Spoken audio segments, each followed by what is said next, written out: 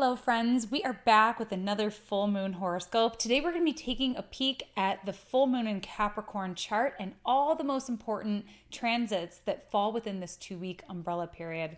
I'm Catherine Urban. I'm an astrologer with top accreditation from both NCGR and ESAR, and I'm going to be taking everything I know about astrology to help us feel more aligned and prepared for the incoming energies over the next couple of weeks. So let's pull up that chart and take a look.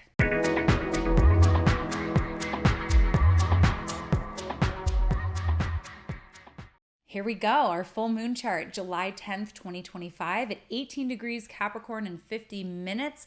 This Capricorn energy is going to be providing the counterbalance to the overall energy of Cancer season. Cancer energy is intuitive, receptive, nurturing, going with the flow, kind of trusting what you're feeling in your intuition and your body. Meanwhile, Capricorn says, stuff has to get done. Whether you're tired or you're just not feeling it, there are still things that we have to use our time wisely for. We have to push forward no matter what. We still have to hit the pavement. And of course, the Capricorn full moon is ruled by Saturn. Saturn is stationing retrograde right now at 1 degree Aries and 55 minutes. It'll actually reach 56 minutes by the time it stations on the 12th. And we'll be talking a little bit more about that. But a stationary planet is strong. So there's a lot of Saturn going on here. Saturn is, of course, a planet of discipline and doing the hard thing. Just saying like, yeah, I have to push myself. I have to apply myself. I have to grab the reins. Because this is a full moon that is supported in a trine formation with Mars in Virgo. And this is a pretty benign looking Mars, by the way. So this is one that is really great for projects. If you have something that you want to get done and you feel like, oh goodness, the summer is flying by, or if you're in the Southern Hemisphere, your winter season is flying by. There's things that you have thought that you would have gotten to by now, but you just haven't gotten to by now. This energy of this full moon is behind you. Remember, full moons are peak energy. We have a lot of wind in our sails right now. There's a lot of illumination as well. Full moons bring things into view. We see things very clearly. We see what has to get done.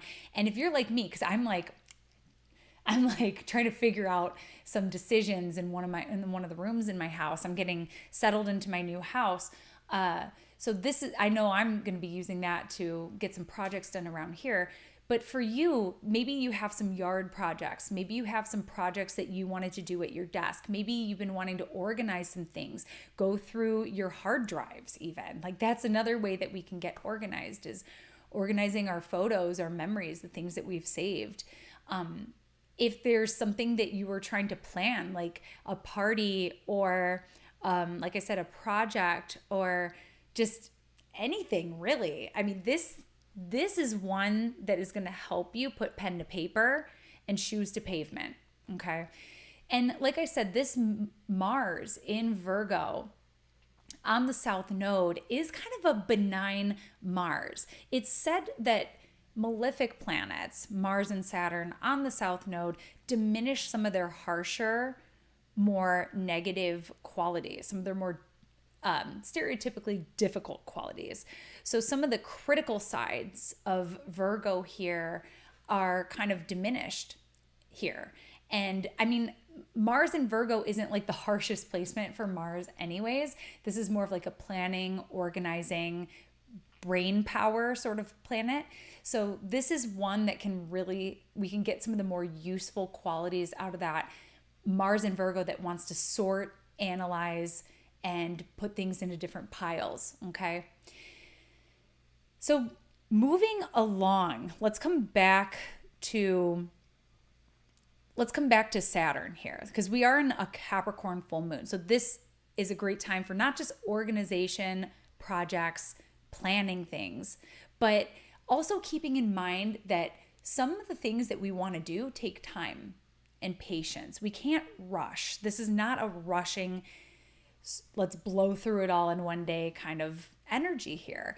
Capricorn is a cardinal sign. It is about taking those steps forward, but it's slow it's prudent, it's methodical.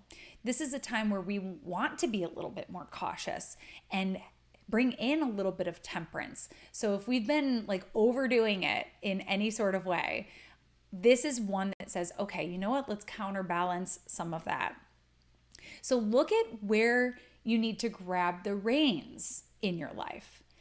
Also consider where you're being too serious, where you're too worried about things going wrong. I know that that's what's holding me up. I'm trying to decide on a paint color in the guest room, and it's low stakes. It's a guest room. I don't know how often someone's going to sleep in there, but it's like, I don't know why I'm debating it so much, because I can always change my mind later. I mean, it is a big project. It's not like something you can do in overnight. You got to plan for it and stuff. But my point is that with Saturn in Aries,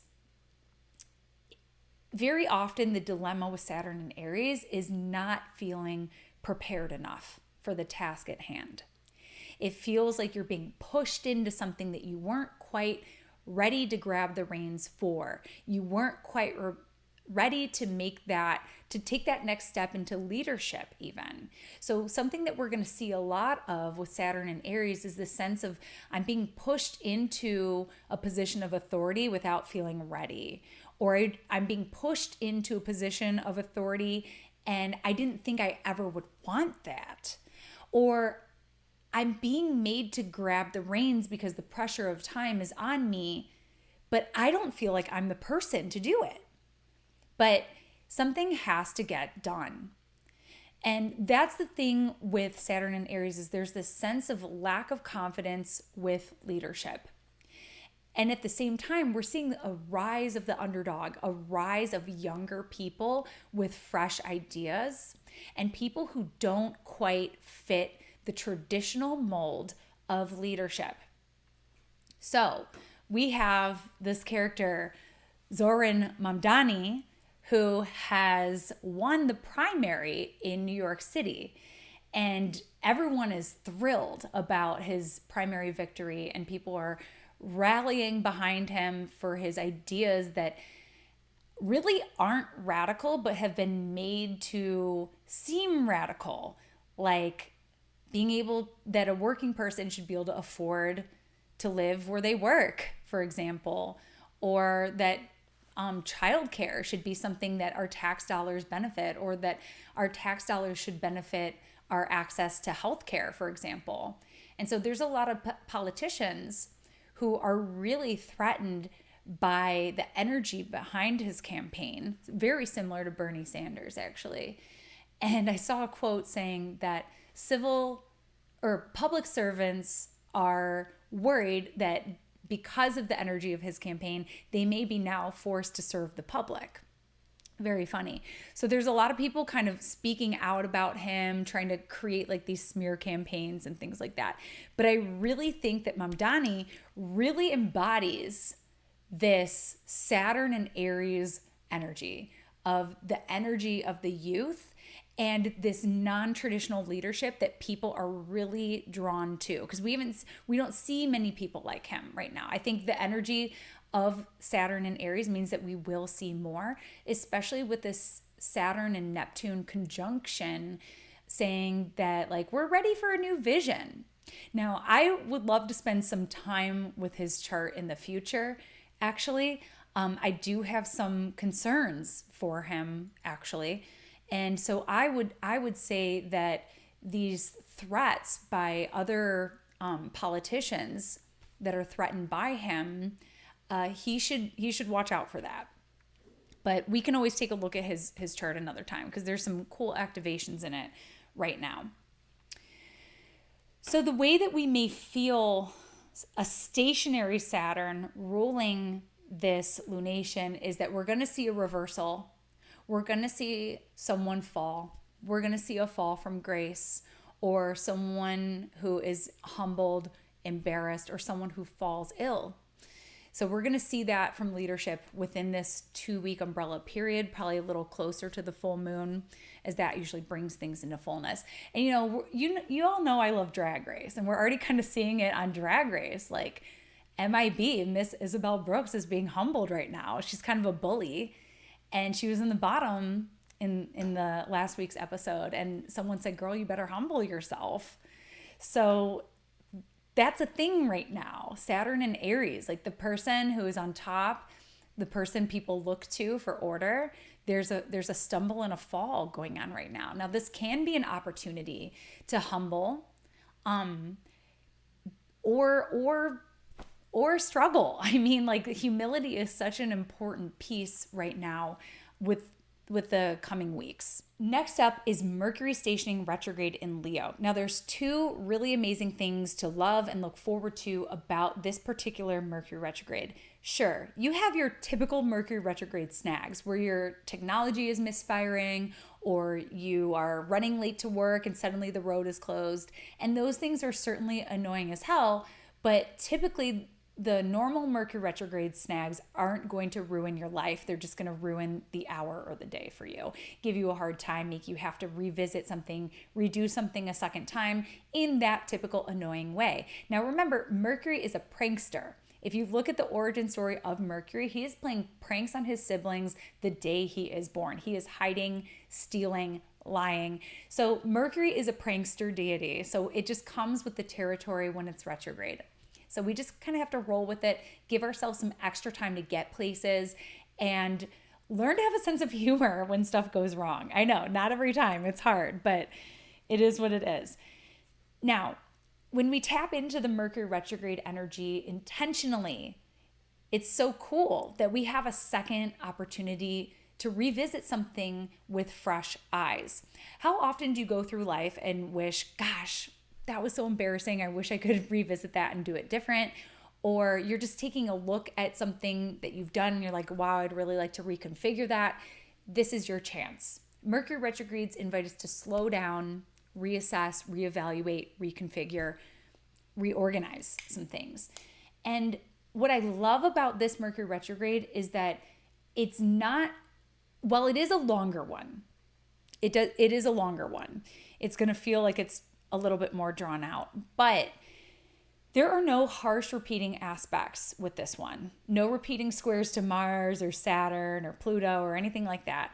This is a pretty benign Mercury retrograde. It's not going to encounter many planets at all throughout its retrograde. Now here it's actually stationing in a sextile with Venus. So there's actually some, Venus is received by Mercury, so it's not like it's really helping Mercury, but still a sextile from Venus is nice.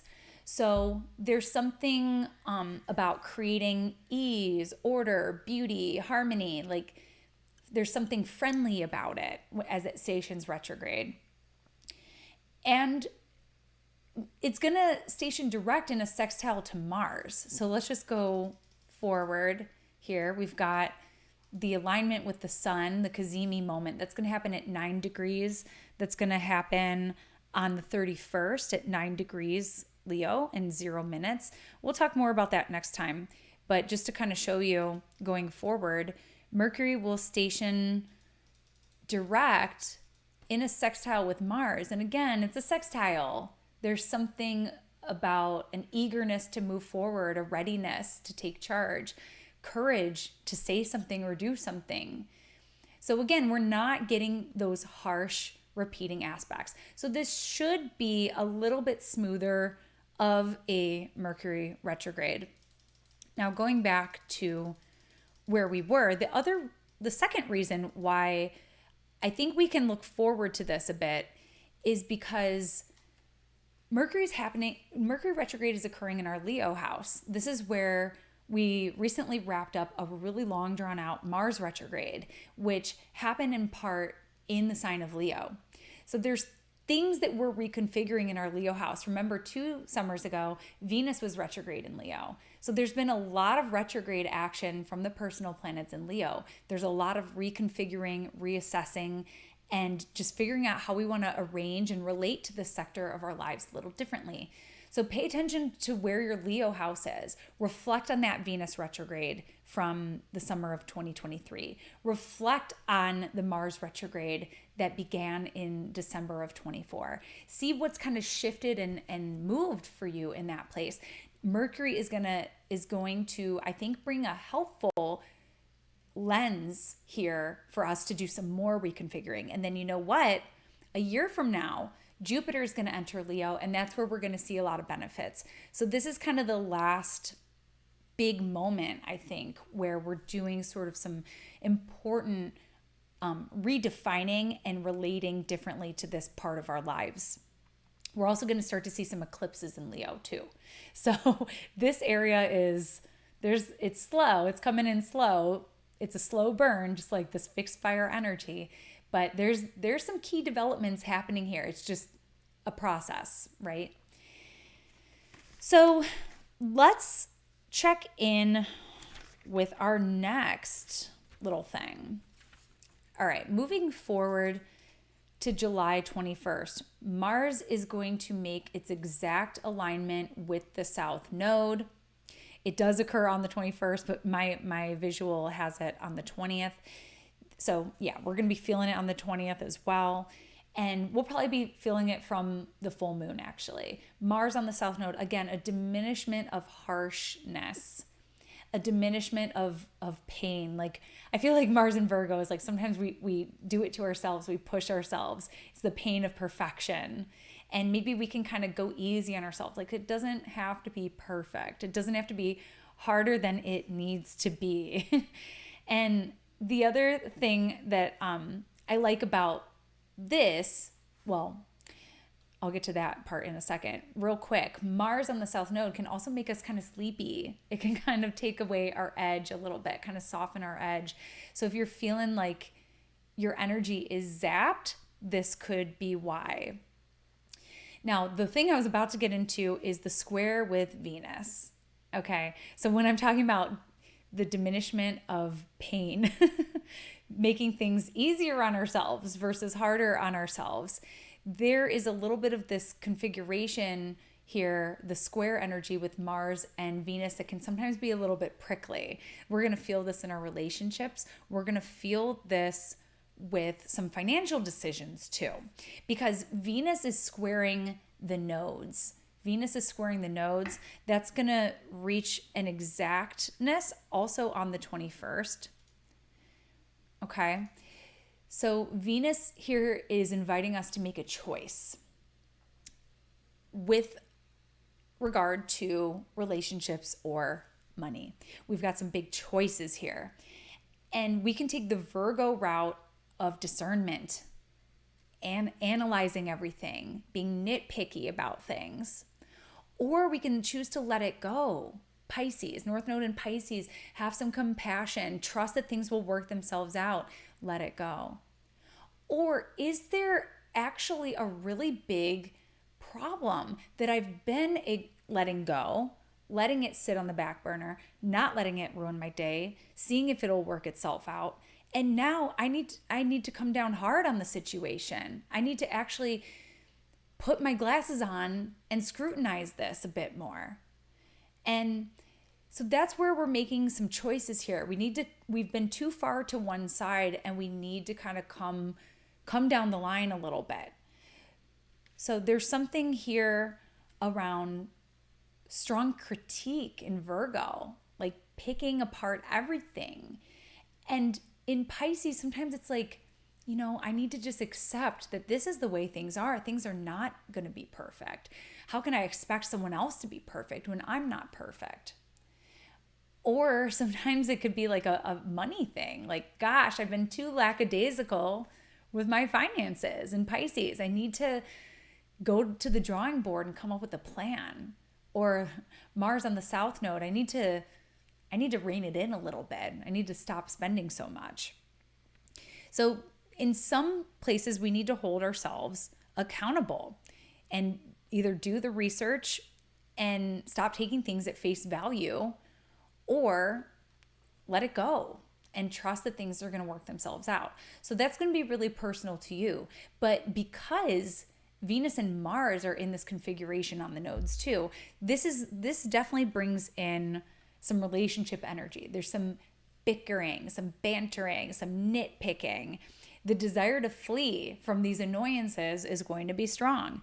But perhaps there's something valuable to be seen from the other person's point of view, Venus and Gemini.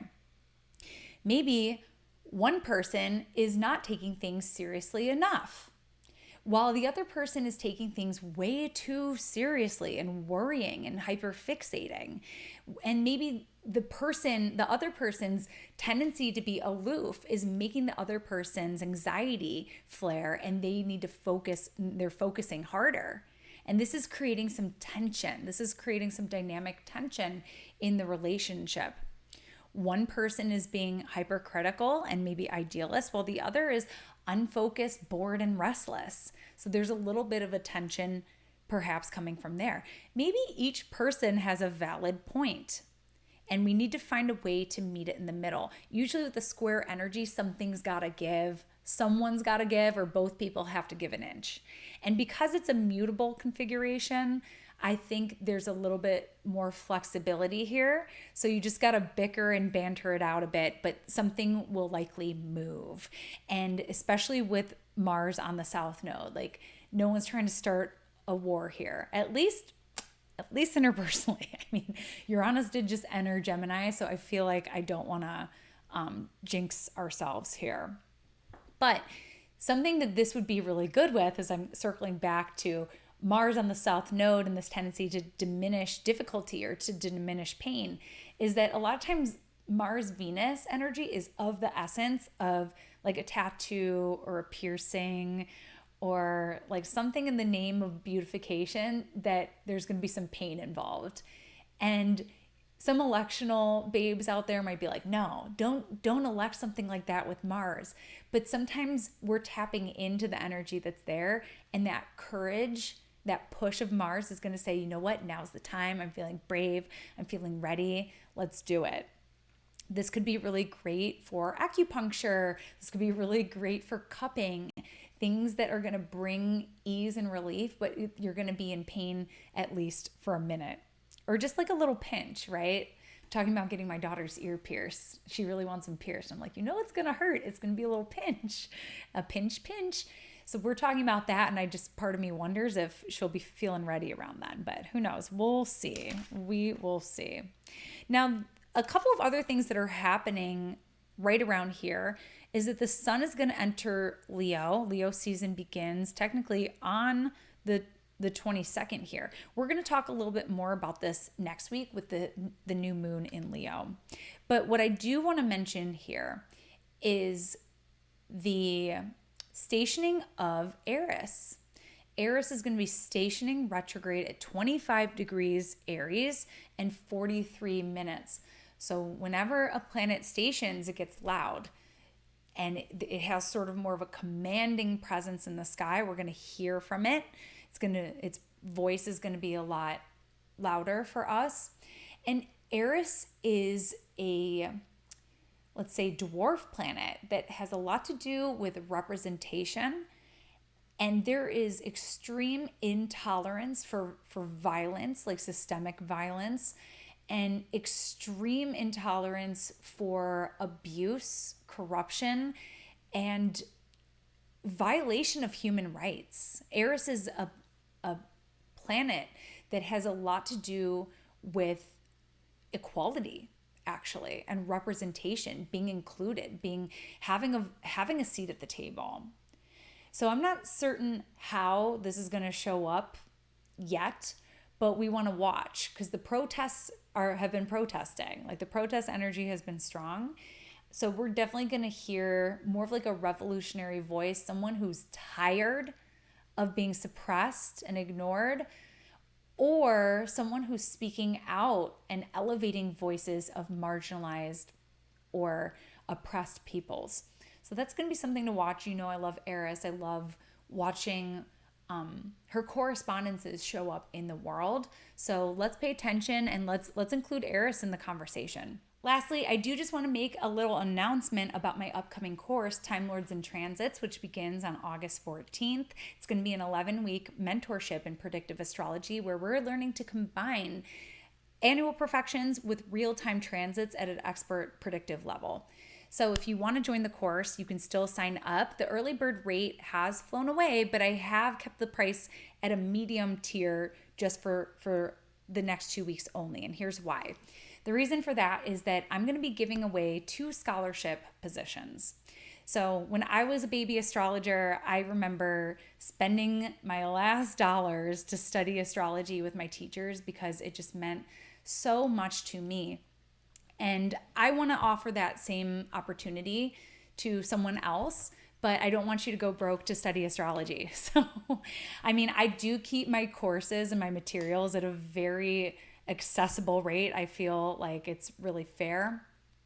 But I do realize that times are tough and not everyone has the same opportunities as other people.